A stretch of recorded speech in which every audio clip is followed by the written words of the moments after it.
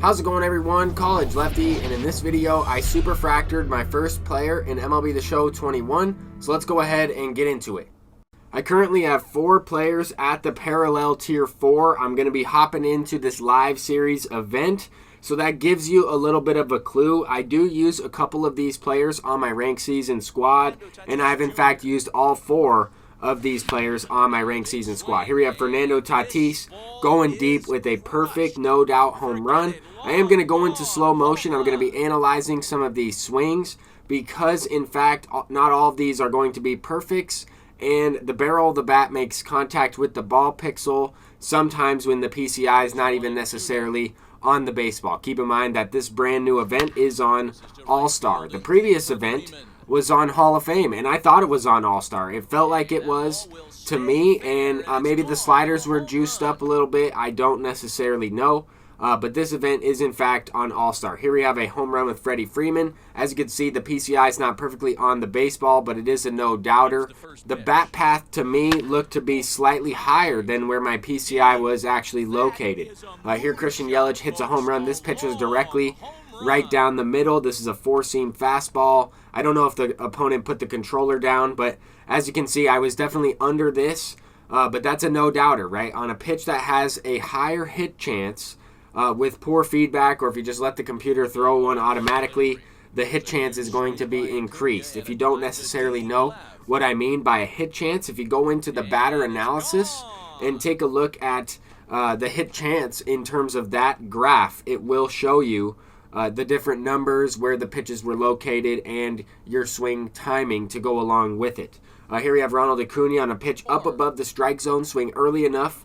I mentioned it in my previous advanced hitting tips videos, right? The earlier you swing, the higher your player is going to swing in the strike zone. The later you swing, the lower in the strike zone your player is going to swing. But take a look at this one. Very early home run from Christian Yelich. The barrel of the bat, actually the end of the bat, looked to make contact with the ball pixel right there on my screen, even slowing it down into 1/4 of a frame. This fastball is located directly down the middle.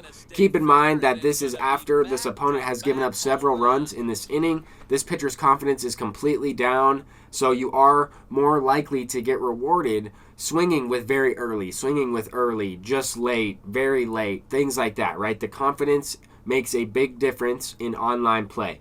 Let's go ahead and hop into another one. No players have been superfractored yet. We need to tally up some more parallel XP. I talked a little bit about how to earn some parallel XP while also practicing pinpoint pitching and zone hitting in my previous video if you wanted to check that out. But with that said, I mainly just grind the parallel XP online in these events in ranked seasons. There we gave up a solo shot to Fernando Tatis. We're trying to have a good at-bat with Cody Bellinger. We get a 12-6 curveball directly down the middle of the plate. Slow, looping curve. Here it comes above the zone, right to the strike zone, and there it goes. Perfect, no doubt home run from Bellinger, his 39th home run. And Cody Bellinger was also the first live series diamond that I pulled out of a pack. He was also the first diamond that I actually started grinding in terms of parallel XP against online opponents. He's always had, the most home runs for me on my team, but I don't actually currently use him any longer on my ranked season squad. Here we have Mike Trout on a fastball, low and inside. I was sitting on this pitch, and Mike Trout is honestly the best card in the entire game, especially if you are able to parallel him up to that super fractor. He will be incredible. He gets 100 contact against lefties and 92 power against lefties.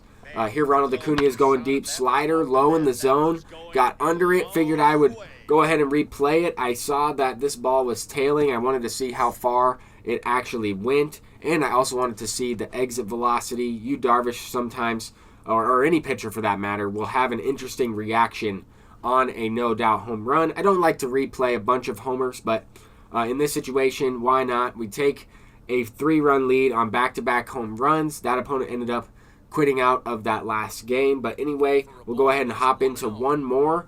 We need a few thousand more parallel XP with Fernando Tatis. He will have diamond defense. We need a few thousand more XP with Ronald Acuna.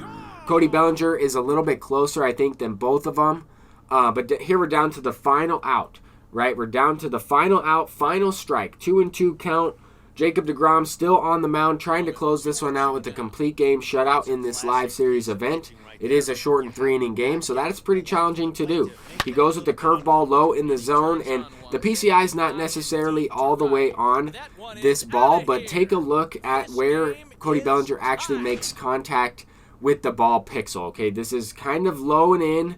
It starts off middle low and then kind of breaks down onto the inside part of the plate, and I felt like I got under that one. I felt like I was able to barrel that one up almost perfectly, send it out for a homer, and of course I had to wait back on it a little bit because that pitch was slightly below the strike zone.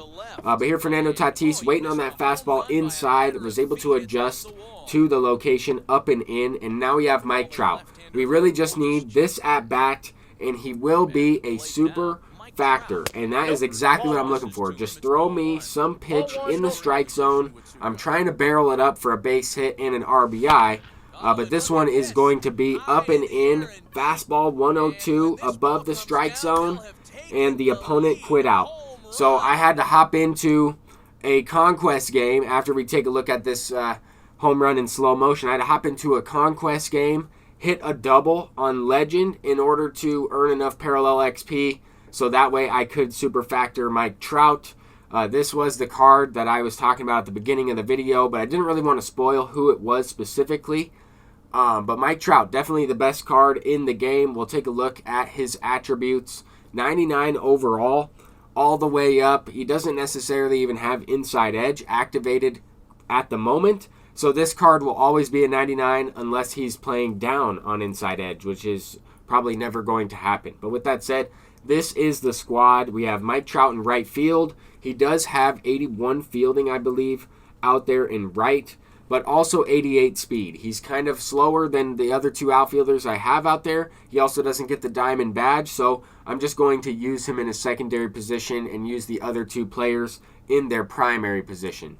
This is the pitching staff we're currently using. I moved Pablo Sanchez from the bullpen back to the catcher spot, and I also gave him Cody Bellinger's swing because I really like using that Cody Bellinger card. I don't actually have him on my Diamond Dynasty roster. I figured I would put his swing on my catcher. But this is the Superfractor Mike Trout. Unbelievable card, 99 overall live series player. I feel like he's going to play a lot better than when he had 99 contact against lefties. Now he has 100. I feel like that one attribute will help him play that much better. As you can see, we have 10,003 parallel XP points. That's going to do it for this video. I'm College Lefty. Hopefully you enjoyed. Peace out.